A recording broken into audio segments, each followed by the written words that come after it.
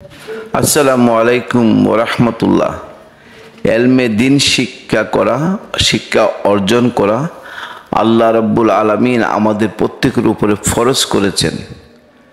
আখলিস দীনাকা ইয়াকফিকাল আমালুল কালিল, তোমার ইমানকে তুমি খাঁটি করো, অল্প আমলই নাজাতের জন্য যথেষ্ট হইবে।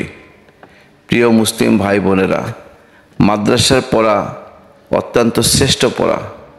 দুনিয়ার মধ্যে আমরা আমাদের ছেলে মেয়েকে ডাক্তার বানাই, ইঞ্জিনিয়ার বানাই, বিভিন্ন রকমের দুনিয়াবী শিক্ষা আমরা তাদেরকে শিখাই। এগুলোর দ্বারা দুনিয়া তলব করার একটা মাধ্যম তাদেরকে আমরা শিখাই দিলাম। কিন্তু এই এলেমের দ্বারা, এই বিদ্যা বুদ্ধির দ্বারা সে আল্লাহ তাআলাকে চিনতে পারবে না এবং আল্লাহ তাআলাকে সে কখনো জানতেও পারবে না। এই জন্য মাদ্রাসার শিক্ষাটা এতটা গুরুত্বপূর্ণ। এখানে দুনিয়াবী কোনো এলেম নাই, আসমানি এলেম শেখানো হয়, যে কোরআনের শিক্ষা তাদেরকে শিক্ষিত করা হয়। এজন্য আমরা আমাদের সন্তানদেরকে কোরআনের শিক্ষায় শিক্ষিত করার চেষ্টা করি। আজকে আমরা চলে যাব, একটা সময় আমরা চলে যাব দুনিয়া ছেড়ে। আমাদের সন্তানরা যখন হাফেজ, মাওলানা, মুফতি হবে, তারা আমাদের পাশে দাঁড়িয়ে আমাদের জন্য দোয়া করবে। হ্যাঁ, অল্প সময় হায়াতে জিন্দেগি শুরু হয়েছে, একটা না একটা সময় শেষ হয়ে যাবে।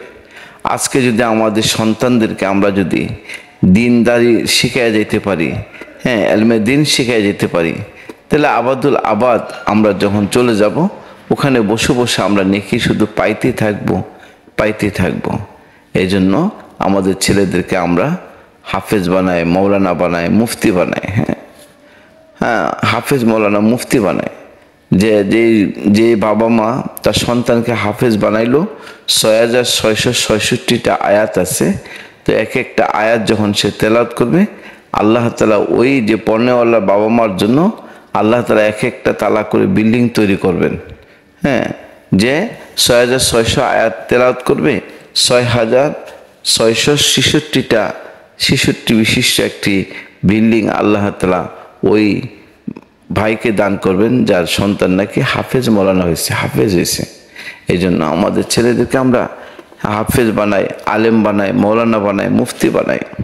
দুনিয়াবী এলেম শিক্ষা অর্জন করে নিষেধ নাই, পাশাপাশি করো, কিন্তু আমাদের মূল মকসুদ হইল আমাদের সন্তানরা যেন কি হয়, আলেম হয়, হাফেজ হয়, মৌলানা হয়, মুফতি হয়। আল্লাহ আমাদেরকে বোঝা এবং আমল করার তৌফিক দান করুন। দেখেন ভাই, আজকে যদি আমরা আমাদের সন্তানদেরকে এলমে দিন না শিখাই, একটা ঘটনা শুনলাম যে বাবা এক ছেলেকে ইঞ্জিনিয়ার বানাইছে, হ্যাঁ, আরেক ছেলেকে মৌলানা বানাইছে। তো মৌলানা, এই পৃথিবী ছেড়ে একটা সময় আমরা সবাই চলে যাব। তো বলছে দিন আমার মধ্যে আছে, দিন দুনিয়াতে বাকি কিভাবে থাকবে? যখনই আমাদের নিজেদের সন্তানদেরকে আমরা এলমে দিন শেখাবো, তো আমরা চলে যাওয়ার সাথে সাথে দুনিয়াতে দিন বাকি থাকবে, জিন্দা থাকবে।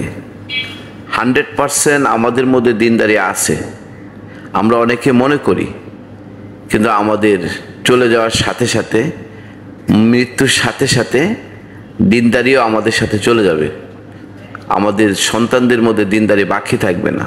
এই জন্য দিনদারি তো প্রত্যেকের জন্য জরুরি, বিশেষ করে বাচ্চাদের জন্য। বাচ্চাদেরকে এলমে দিন শেখানো জরুরি। এই যে দেখেন, এখান থেকে হাটাজারি থেকে আমার ছোট ছোট ভাইয়েরা এরকম দাওরায়ে কামেল, মৌলানা, মুফতি হয়ে ওনারা ফারেক হইতেছেন। হ্যাঁ, হজরতের সাথে মুসাফা করতেছেন। এক একজন কামেল হয়ে বের হইতেছে, এক একজন এক একটা মসজিদের ইমাম হবে, খতিব হবে। হ্যাঁ, দেশ বিদেশে তারা ছড়ায় যাবে। ওনারা আমাদেরই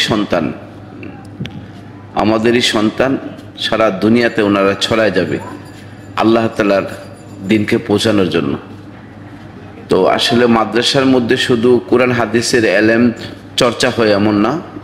হ্যাঁ, যেমন বাংলা, ইংলিশ, অঙ্ক সবগুলোই ধারাবাহিকভাবে শেখানো হয়।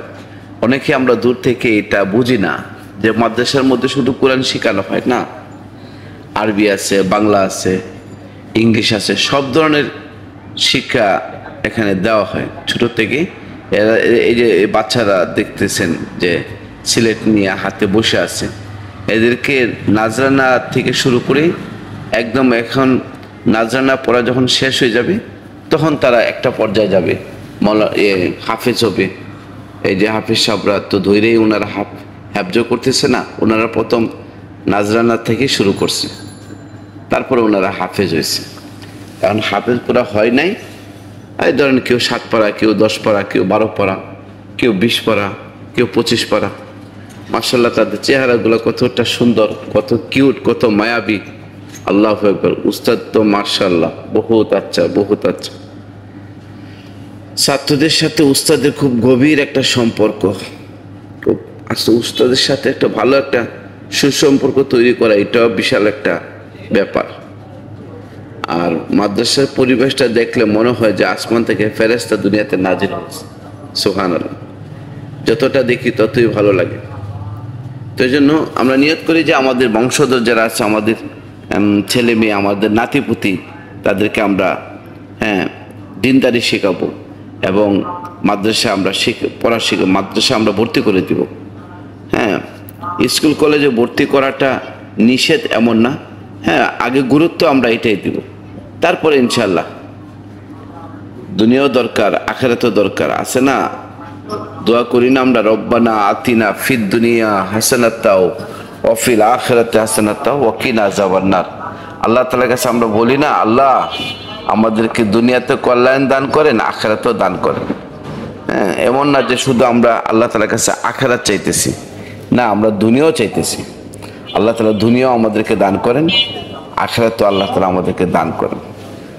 এই জন্য প্রিয় মুসলিম ভাই বোনেরা, চেষ্টা করি আমরা নিজেরা ইলমে দ্বীন শিখব এবং আমাদের বাচ্চাদেরকে ইলমে দ্বীন আমরা শেখাবো ইনশাআল্লাহ।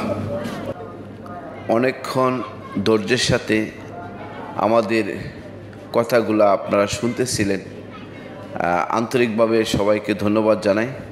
সবার জন্য দোয়া করি, আল্লাহ তাআলা যেন সবাইকে ভালো রাখেন, সুস্থ রাখেন, হায়াতের মধ্যে আল্লাহ তাআলা বরকত দান করেন। আজকে পবিত্র জুম্মা নামাজ আমরা পড়ব, নামাজের পরে দেখা গেছে রাত্রেবেলা আজকে আমরা শবে বরাতের নামাজ পড়ব।